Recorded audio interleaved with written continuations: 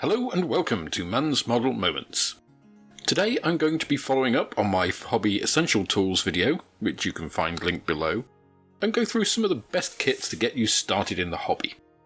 I'm going to cover aircraft and military vehicles separately, look at the two most common scales in each of these categories, and recommend kits in both historical and modern subjects.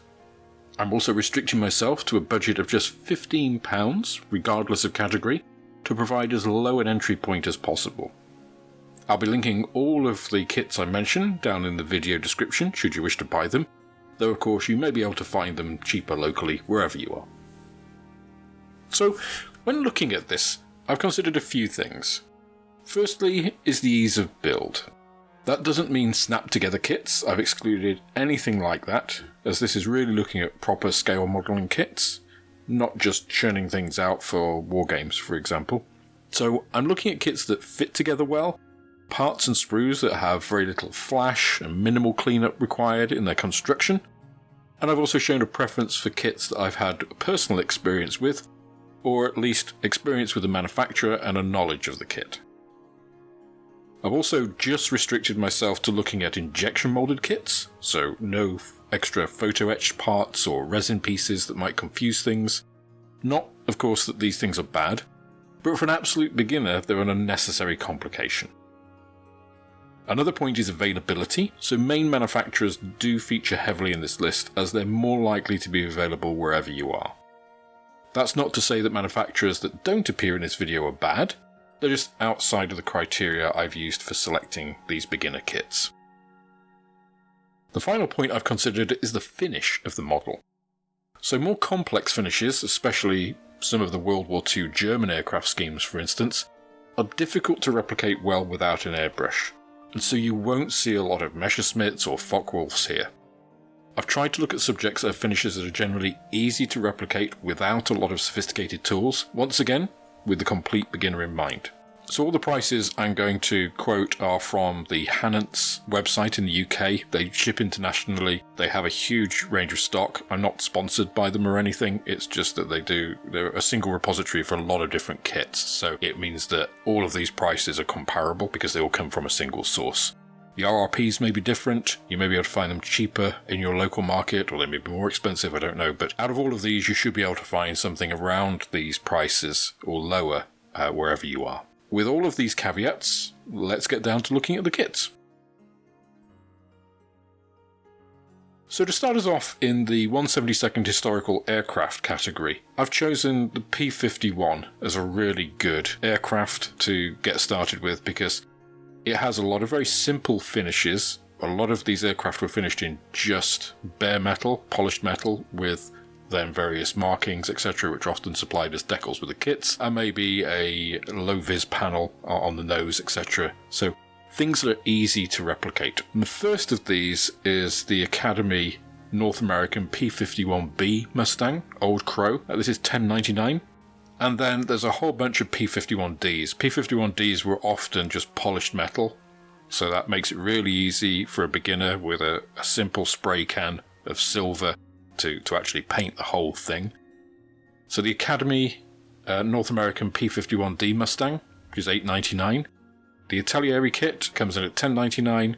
Tamiya actually produces a P-51 Mustang and an F-51 Mustang, the Korean War version. Both are $12.99, both in silver livery with then decals to represent the units, etc. So there's a good range. So we've got 5 different Mustang kits there, all ideal for beginners, all of them really nice quality kits that you can get locally. With that same theme, Academy also make a P-47 Thunderbolt, a bubble top version of the Republic fighter, which is $10.99, just a simple polished metal finish with then the decals on. So with all of these you can create really nice models as an entry point, and I think it's really important that your first kit is something that you can look at and be quite proud of, or be quite happy with the result of. All of those allow you to have a very simple finish with the decals really bringing out the character of the model. The next kit I'm looking at is an Atelieri kit, the Vought F4U7 Corsair. This is a single all-over sea blue colour scheme, so again, very easy to apply. It's slightly later, it's after World War II, but there is also the Academy kit of the F4U1 Corsair, which if you want something a little more challenging, is a 3 colour scheme. It's like a dark, light blue and then white underside. You'll need some masking materials, or you, if you're painting by hand, can paint that camouflage by hand. So this is now moving to this slightly more challenging finishing part. So depending on what you actually want to challenge yourself with when you're moving into this hobby, or if you've already done a model and you want to sort of move up to the next level, these are the kind of kits now that I'm looking at in terms of camouflage schemes. Spitfires are a very ubiquitous model, very common, and there are a whole bunch. I've got some kits from Italieri, from Tamiya, and from Academy here. Various marks of the Spitfire. There's the 5B, the 6, the Mark 1, and Mark 5 from those manufacturers. Range of prices from $10.99 to $14.99, and the Academy Mark 14, really depending on what you want to model. There are desert schemes, there are early war schemes, there's late war schemes in there, so you can really pay your money and take your choice out of all of those. Another couple of British aircraft which are really nice are the Hawker Typhoon and the Hawker Tempest. Again, these just around the £10 mark. Really fairly simple colour schemes. So I did manage to get a German aircraft in here. It's the Revell Horten GO229. So this is the German flying wing fighter. I've done this model and it is a really, really nice model. It goes together really well. It's got great detail. And because it has no sides, it doesn't have that stippling that a lot of complex German camouflage schemes had. So it's just a very simple, easy to block out colour scheme over this aircraft. And then the last one I've included in this section is another Rafale kit. It's actually 2 aircraft. This is the combat set. This is the G10-109 and the Supermarine Spitfire. So this still fits in the budget, £14.49. You get 2 kits, so 2 aircraft. I've done both of these aircraft. So this is actually reboxing of some late 90s kits. Really good toolings, really nice kits. So the Spitfire you can do straight away with that very simple scheme, and then when you want to sort of develop that a bit further and try out some of your other skills to look at more complex camouflage schemes, obviously you have the Messerschmitt there. But they both build up really nicely, really simply, and highly recommended. Okay, so moving into the 1/72nd scale modern aircraft. Again, I'm following the same sort of philosophy, so any aircraft that are bare metal kind of go to the top of the list. Any single colour scheme aircraft as well do the same. First of all, we've got some Eduard kits. So Eduard is a pretty high quality manufacturer, generally at the mid to upper range of cost. Here, these are what they call their weekend series, so they don't contain the photo etch and the various other bits that they usually put in what they call their Profit Pack series. So these are, if you like, the bare kits, which is exactly what you want as a beginner. Soviet Cold War fighters tended to be bare metal as well. So here we have MiG-15 15 bis and the MiG-21 MF, or the PFM. There's 4 different kits there, all around the £11, £12 mark.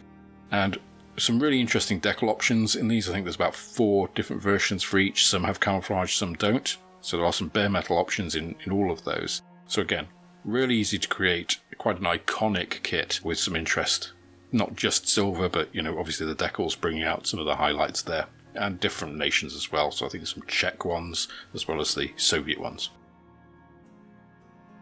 If you prefer more of an American flavour, the Academy North American Bronco kit is a bit more unusual. Relatively large plane as well for this scale. It's only £11. Academy kits tend to be quite simple in their interiors, but usually quite detailed on the outside. They have good, like, recessed details a lot of the time. So a good basic kit for a beginner who doesn't want to add a lot of details. And if you want to go whole ham as an intermediate or advanced modeler, you know, there's lots of scope to do that, but it's not going to be extremely complex out of the box. Another one which has a very simple paint scheme is, of course, the F117A. This is an Italieri kit, the old stealth fighter, which of course was really a stealth bomber. £14. Obviously, simple black paint scheme. You can't get much more simple than that. So it is really about the build on that, which of course, as an entry point, is quite an easy one. And then if you fancy something a little more challenging as a build, Academy and Italieri both have Apache kits. both AH-64As. The Academy one is slightly cheaper at £9. The Artillery one is £12. So this is obviously a more complex build because you have more sticky out bits in helicopters. But again, both of these aircraft have single colour paint schemes, so very easy to finish. A little bit more complex, obviously, because they have large canopy areas which are very visible, and you've got a lot of, all the rotors coming out all over the place, landing gear. They're quite spiky, often carry a load of stores. So a little bit more advanced in terms of the actual build, but the finish, quite simple.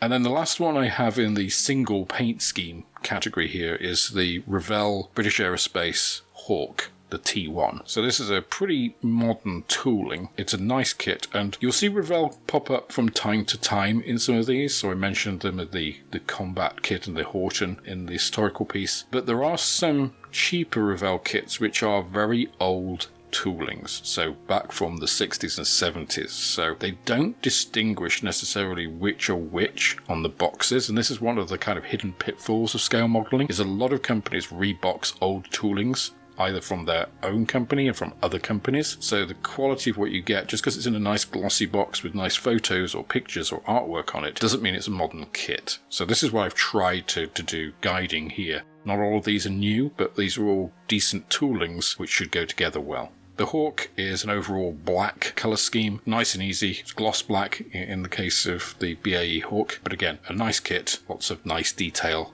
on there to produce a good looking result. Then in terms of kits which have a little bit more complexity in their colour scheme, we start with a couple of Academy kits, the MiG-27 Flogger and the Cessna Dragonfly, coming in both under £10. Quite nice kits. I've done the Flogger in a couple of different iterations of the Academy kit. In terms of colour scheme, the camouflage on the Flogger can be 2 or 3 colours, depending on the unit and the nation flying it. The Dragonfly, again, more complex because this is a Vietnam War era aircraft. And then we move on to some of the more modern aircraft. A couple of Hasegawa kits here. We've not really heard Hasegawa previously. Again, they tend to be towards the middle and upper price ranges. But these are a couple of older kits.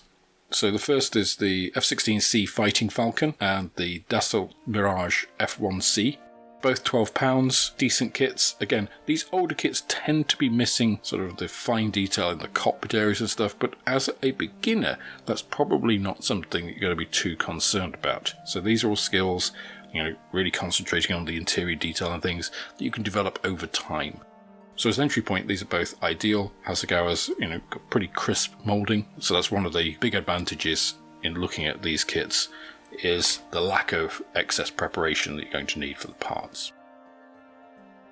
We then come back to Academy and the A10. Again, this has a lot of extra parts, a lot of stores. The colour scheme's obviously a lot more simple for the F-16 and the A10. The low observability grey that the US uses. I've got this kit and completed probably about 80% of it. There's a lot of extra bits on there. The accuracy of some of the details are simplified, but really doesn't matter again. If you're a beginner, these aren't the important things. When you get everything on there, it looks really good. Next, we have a couple of Italieri kits. Both of these fairly modern aircraft, the Gripen and the Rafale, coming up to the top of our budget, £14 and £15 respectively. Fairly simple colour schemes on these. Usually low observability grey or camouflage grey or blue scheme. Quite simple, but a bit more modern subjects. So current operational aircraft. So it might be more interest to somebody who's more interested in current aviation. And the last one here is the Trumpeter Ultra Sabre, the F107A. This is a bit more of an interesting aircraft, again, like the Horton Flying Wing. This is a bit of an outsider, so if you fancy something a little bit more esoteric, the Ultra Sabre might be there. Trumpeter came onto the scene in the late 90s and really set a high standard in what they were doing. They do tend to be slightly on the mid to the high end price wise, but they do have some kits which are good entries to the hobby, and you'll see them coming up a lot when we look at the AFV section.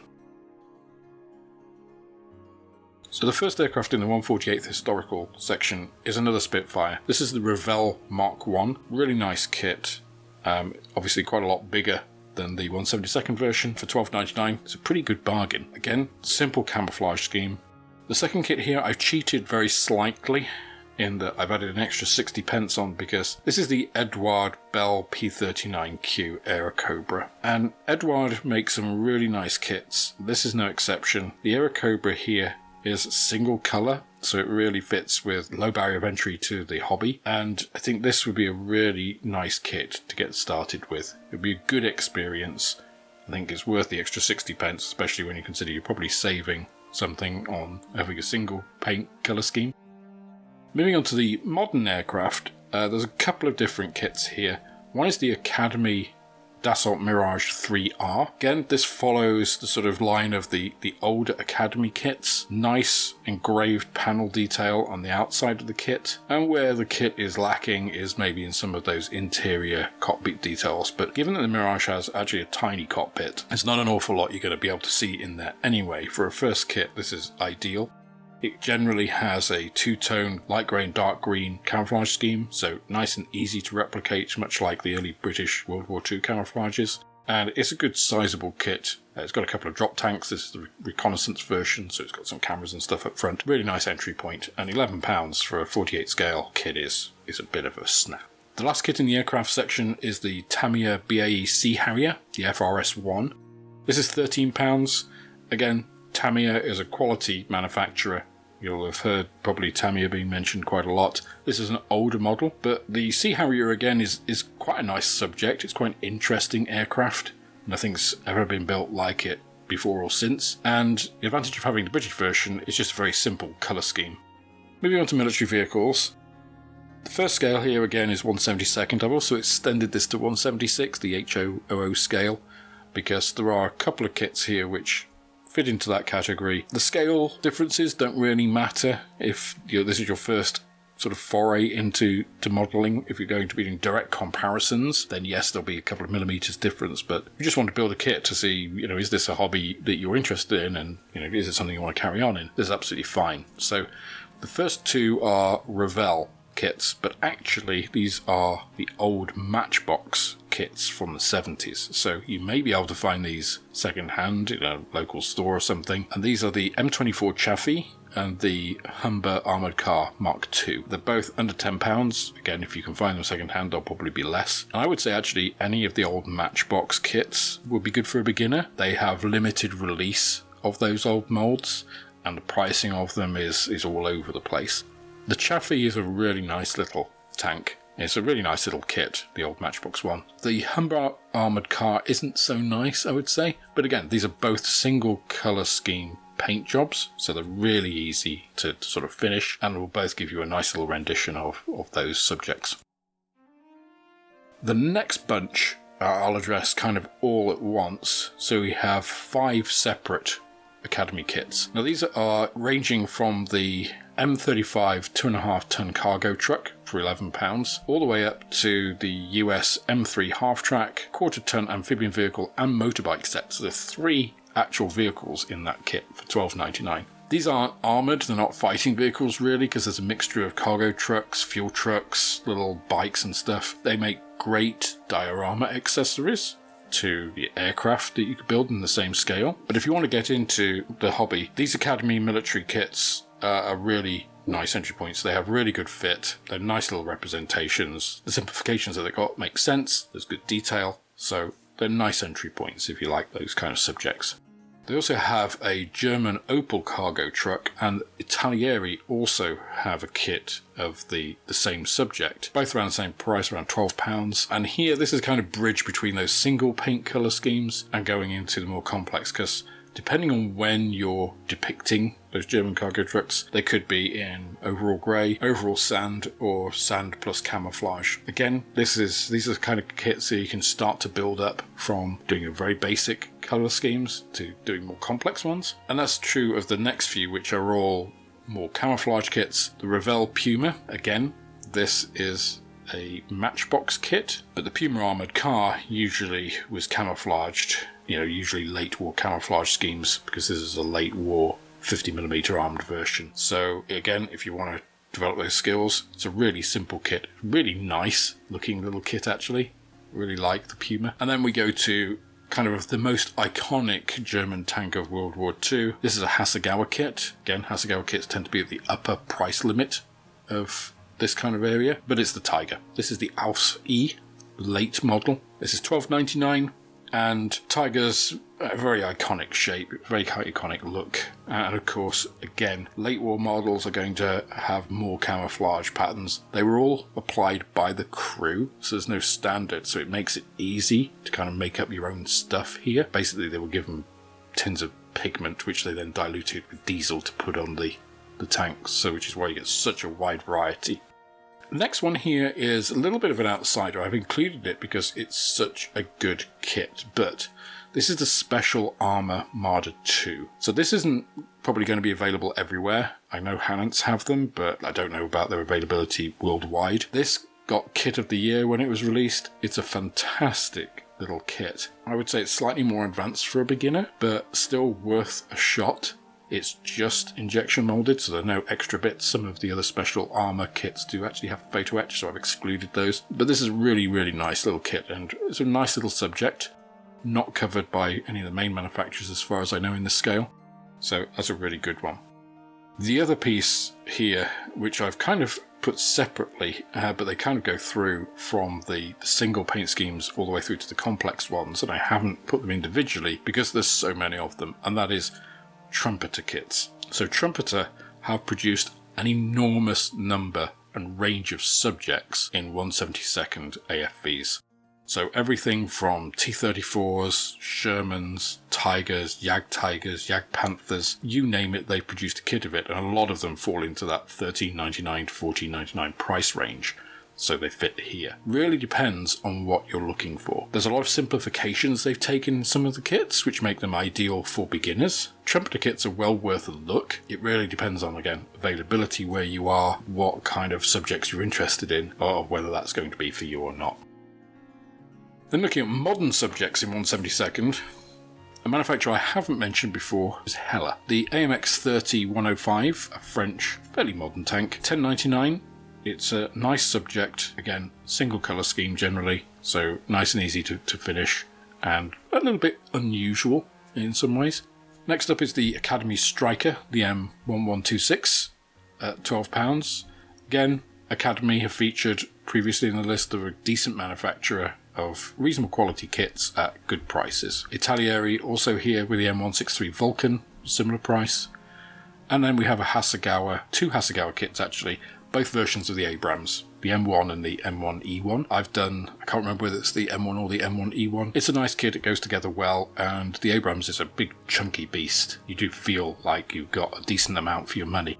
Trumpeter produced several kits here as well. One of them I'm going to mention, because it's a single paint colour scheme, the Swedish 103C at $12.99. It's a really weird little tank. I've always really liked the 103.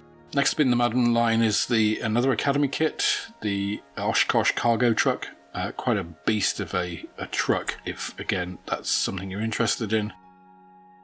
And then finishing off the modern 72nd scale list are a bunch of Trumpeter kits. Again, I'm not going to call them all out. I'll call out a couple here. The AS-90, the self-propelled howitzer, British howitzer, £14. That's quite a big chunky beast. And then if you fancy a more complex paint scheme, there's a couple of Japanese tanks, the Type 74 and the Type 90, both £13. Again, something a little bit different and gives you a little bit more scope for different camouflage schemes trying out on that. Probably the most popular scale for AFVs is 1/35 scale, and obviously with £15 to spend here, we're not going to get a massive list, but there are several kits that you can get. All of the ones that I'm listing here are from Tamiya. So Tamiya are really kind of well known for their AFV kits. All of them are older kits, but that doesn't really detract. They're all nice kits. I've done several of these, and the first is the Panzerkampfwagen 2. So this is £10, which is nothing really. And I think I first saw this kit was made by a friend of mine who did it to an incredibly high standard. So the fact that it is £10 and an old tooling, do not let that fool you. It is a really nice kit. Tamiya do produce nice kits, and I would recommend that to anybody. If you don't fancy a tank, you could have a Bren carrier, and there are a couple actually available at this price point, but the Mark II European campaign actually has 5 figures in it as well for £15. So if you want to practice some painting skills on figures, you can create a little diorama with that out of the box. Again, Bren carrier was used all over the place, but quite a small little thing compared to the Panzerkampfwagen II. Moving on to the more complex camouflage schemes, the Japanese Chi-Ha tank is £12. The Japanese had obviously more jungle camouflage, more interesting patterns than just the Panzerkampfwagen II generally, because it was early war, was just grey. So it's only a couple of pounds more than the Panzerkampfwagen. It's a small tank, but gives you some interesting camouflage scheme options there. And then if you really want to step it up, or you want something a bit bigger, chunkier, there's the Panther, the Aus A. So I've got this kit. It's a nice kit, easy to put together. So again, no hesitation and recommendation that. If you fancy doing a modern, when I say modern, relatively modern, 35th scale AFV, £15 isn't going to get you much, but it can get you a Tamiya T62, and considering T62s are being dragged out in the current Ukrainian-Russian war, that kind of makes it modern. Again, you can't really go wrong with a Tamiya tank, and Tamiya in general, as a manufacturer, are pretty good. So if you see a Tamiya kit within your budget as a beginner, I would say purchase it and see what you look. I have excluded, there are some other ones like Schwimwagen, Kubelwagen, Jeep, all those kinds of things. I've kind of excluded them from this category. I know I've got the Bren carrier there, but at least that's armoured and it does have a gun, even if it is a light machine gun that the crew can take out. But all of those kind of normal vehicles I haven't included here, but those are available. Again, if you want to go with something like that, both Italieri and Tamiya do them in this price range. Overall, that's well over 75 kits that are available within £15 over both 1/72nd, 1/48th and 1/35th scales in both aircraft and military fighting vehicles. I think there should be something in there that you think, yeah, that's something that I would consider doing or would like to do. So I would encourage you, get your kit, get those tools that I mentioned in my prior video, start modelling. Be sure to subscribe and hit the notification bell for my next video, which I'll be talking a little bit about how you actually go about approaching your first model, and then what skills you can develop afterwards. How do you scale in your modelling journey? That's all for this instalment of Man's Model Moments. Please like, subscribe and share this video if you enjoyed it. It's the best way of helping me to grow the channel and produce more content like it. With that, I hope you have plenty of modelling moments of your own, and I look forward to welcoming you on the next video.